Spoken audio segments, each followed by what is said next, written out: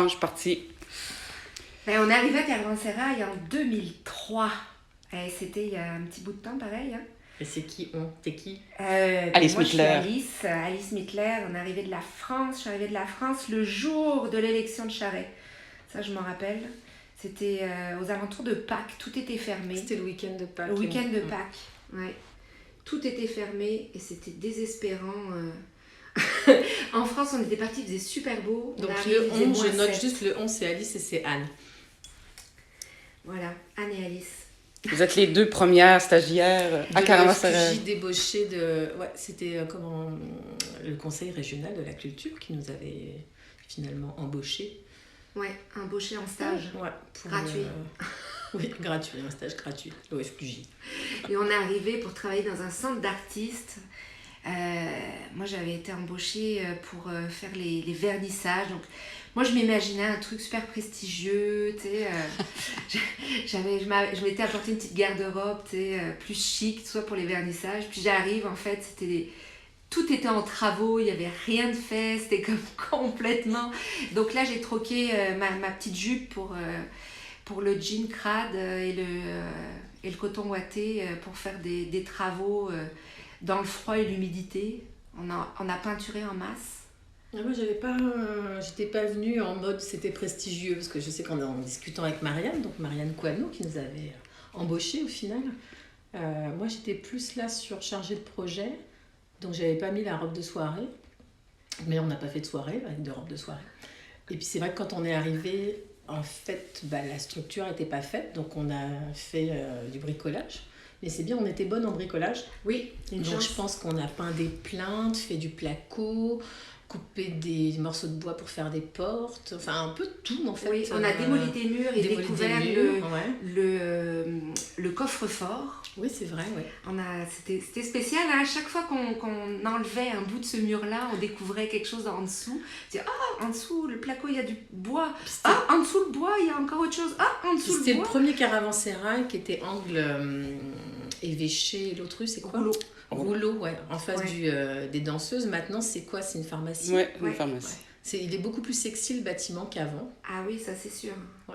Puis il y avait les premiers résidents, c'était José Landré-Sirois et Bip Gagnon, parce que je dis Bip parce que je ne connais plus son prénom. Jean-Philippe Gagnon? Jean-François? Bon, bref, Gagnon. Mais c'était les deux. Puis la première expo, c'était...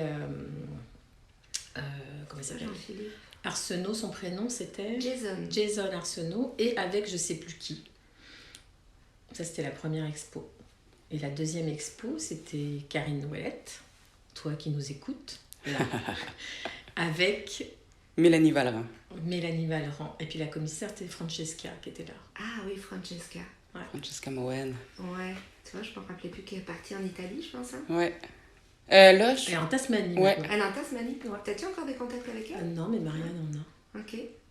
Mais c'est ça, on est arrivé, c'était en mode travaux, mais après, ça c'est une première expo. Moi je me rappelle la salle d'expo, combien de couches de peinture de blanc on a mis. Hein. Puis entre chaque expo, il fallait la repeindre. Ça, puis le vernis, et le décapage et le vernissage du plancher.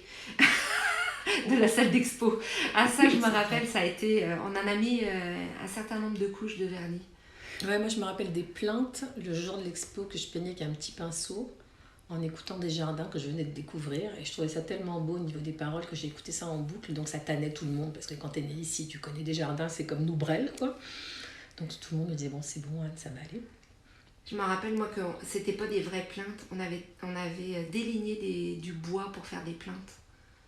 Et je me rappelle que Steve, quand il nous avait vu faire ça, il avait dit « ça n'a pas d'allure de vous faire ça ». Puis on avait été comme un peu vexés parce que ça n'a pas d'allure, on pensait que c'était comme pas correct ce qu'on faisait. Tu sais, parce qu'on n'avait pas encore le vocabulaire, on était fraîchement débarqués de notre Europe natale. Puis là, je dis quoi, c'est pas bien ce qu'on fait? C'était comme, dis non, ça n'a pas d'allure qu'on vous fasse faire ça. Mais c'était immense comme lieu aussi. Là. Il y avait la salle d'expo, les 2 résidences, puis il y avait un aire commune. Là, très... C'est ça qui était chouette, c'est que tu avais un lieu qui était pensé pour accueillir la communauté. Donc c'était vraiment l'interaction sociale avec les gens, le fait de faire venir les gens que ce soit accessible à tous. Ça, c'était vraiment lié à l'espace où il y avait cette chance de pouvoir faire ça. Parce que tu avais des projets, tu sais, il y avait Virginie Chrétien, justement, aussi, qui était venue faire un projet d'art communautaire. Tu avais Gauthier Leclerc aussi, à un moment qu'on avait fait un. Donc tu dis, tu avais vraiment un espace, même pour les vernissages. Moi, j'ai des souvenirs, tu vois, 20 ans après, tu avais déjà Suzanne Malotter, Annie Landreville, Bruno Santerre, tu en avais plein. Il y avait toi, il y avait plein d'autres gens aussi. Puis moi, ce que je me souviens aussi, que c'était très libre. Je sais pas si vous étiez là quand j'avais fait la sculpture in situ, là, entre les deux paliers de marche, là, avec de la résine, avec du latex, puis les... ça, là, Oui, puis ça puait, là. Ouais. Puis je me rappelle que c'est juste à ce moment-là que tu as appris que tu étais enceinte. Oui. Puis que tu disais, mon Dieu, mais j'ai pas arrêté de respirer des trucs dégueulasses, puis je suis enceinte. Mais là, je me mettais un masque, là, rendu là. À l'époque, c'était ça, mais en même temps, tout le monde fumait les clopes. Dans les bureaux, on fumait. Je veux dire, moi, c'est quelque chose, c'est un des mauvais souvenirs que j'ai, ça, de Caravansérail. L'odeur de cigarettes partout. Là. C'est sûr, quand t'étais non-fumeur, t'étais dans la merde, quand même. C'est ça. Ouais. Mais c'était un beau lieu, c'est vrai, où tu te dis, il y avait une espèce de liberté de dire on peut ouvrir ça à tout le monde et puis que tout le monde puisse venir voir. Il y avait une espèce de fraîcheur qui était là. Il y avait une candeur, je pense, une espèce d'innocence aussi. C'est spécial quand on connaît maintenant Rimouski de penser qu'un projet comme ça a pu éclore, a pu être construit de A à Z. Là, Marianne, elle a porté ça à bout de bras beaucoup là, au début. Puis c'est drôle de voir, Rimouski à cette époque-là, c'était quand même une ville plutôt conservatrice. T'avais même du mal à trouver de la coriandre, quoi. C'est ça. Je veux dire, quand tu vois avec le recul, maintenant, tu te dis c'est quand même incroyable d'avoir réussi à faire ça, quoi. Parce que c'était parti de rien, des locaux limite insalubres, puis de rêver aussi grand. Et puis de fédérer autant de gens différents aussi. Tu avais le chance d'avoir le Conseil de la Culture aussi qui était là-dedans. Et ça, c'était vraiment le plus, quoi. C'est ça qui faisait que ça a permis d'être là aussi, quoi. Mais Marianne, elle y croyait tellement. Déjà, 20 ans plus tard, elle a dit encore que c'était son bébé. Ah oui, elle croyait vraiment, et je pense que le lieu jouait aussi, le nom Caravansérail, c'était pas pour rien. C'était vraiment l'espace de rencontre des gens à la croisée des chemins. Le Caravansérail, vraiment de dire on va rencontrer les gens, on va mélanger les gens, c'est un temps d'arrêt où les gens se posent avant de repartir chacun sur leur route. C'est ça, parce que nous autres, on connaît pas Caravansérail, ce nom-là, ça nous dit rien, mais c'est quoi pour vous dans c'est ça à la base dans l'histoire des routes de la soie, tout ça, mais je pense que nous on n'avait pas en France des Caravansérail, mais dans tout le Moyen-Orient, sur toute la route de la soie, tu avais des espaces où les voyageurs s'arrêtaient aussi pour justement se poser, et puis c'est là que tu avais du commerce, c'est là que tu avais des rencontres. Et puis là, l'idée du Caravansérail, c'est de mélanger des gens issus de plein d'endroits différents. Donc là, pour moi, c'était vraiment réussi le fait de pouvoir avoir un lieu où tu pouvais venir boire un verre en même temps, tu pouvais t'asseoir, tu pouvais prendre un café l'après-midi. C'était quand même très très ouvert, donc c'était pas élitiste en fait. Parce que le danger, ça peut être ça aussi. C'est vraiment un lieu de rencontre. Moi, je me rappelle aussi des relations qu'on avait tissées avec AIBSL, Accueil Intégration Bassin-Laurent, qui était tout petit à ce moment-là. Et puis après, avec le festival Le Carrousel, on avait accueilli le Café Zoom à cet endroit-là. Moi, je me rappelle que c'était ma partie de job.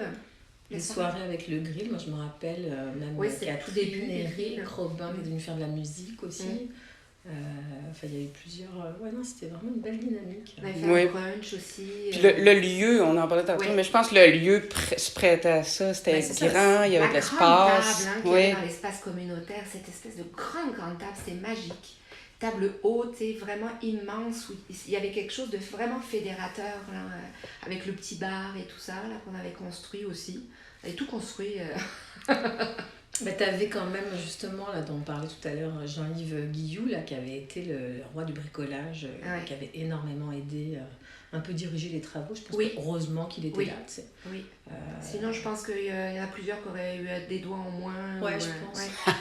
Non, mais même pour nous montrer, genre, moi j'ai appris plein de trucs en bricolage grâce à lui là-bas, tu sais, parce qu'il y a des choses, tu fais, j'ai les cadres de porte, tu fais pas ça, bon bah là, tu fais des cadres de porte, quoi. Ouais. Donc c'est sûr que c'était pas forcément le truc OFQJ prévu, faire des cadres de porte et des plaintes, mais ça a duré quelques temps, puis après on a fait notre travail. Ouais.